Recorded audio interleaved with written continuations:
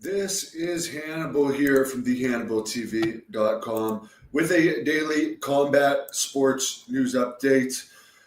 Dana White commented on the Mike Tyson versus Jake Paul fight, and I have to say, I agree with him.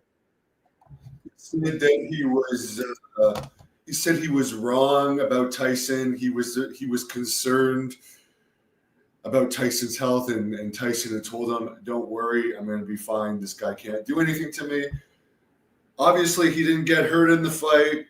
Dana White brought up that he had a knee brace on. He has knee issues. Made it through the fight, made a lot of money. The other thing Dana White said was, what were anyone expecting that was mad from a 60-year-old and a 27-year-old? The fight of the century. It was a gimmick match. Apparently, between 110 and 120 million people watched the show.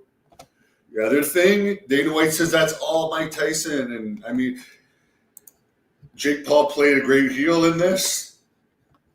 But I mean, that's obviously a lot more than I've seen any of Jake Paul's recent fights.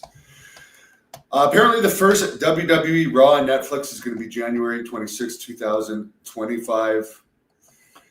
AEW had their second lowest rating ever for Rampage Friday night.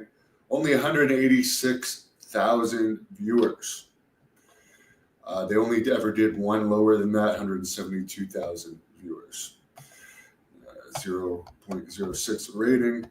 SmackDown did a 0.32 rating. Obviously, that is their lowest number since December 2023, which was just a highlight episode. But obviously, the Mike Tyson fight took viewers away from SmackDown.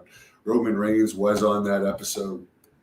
Disappointing, but obviously there's going to be crossover between the boxing and the wrestling. WWE is giving their wrestlers Thanksgiving week off. Done are the days where Thanksgiving week was one of the biggest in wrestling. Now they get the week off. Collision did a 0.11 rating. AEW is apparently going to start running smaller buildings. They're running an event at a Comic-Con, a Collision taping coming up, because I guess they only had sold 1,000 tickets in a 20,000 seat building in the same town, so they've found a better option. Apparently, one of the reasons there's been a delay in them going into smaller buildings, despite them only getting a few thousand in these monster buildings that cost a fortune to rent, is the set that they're using is apparently, the word on the street is the set they're using is too big for smaller buildings, so they're working on getting a smaller set so they can go into smaller venues.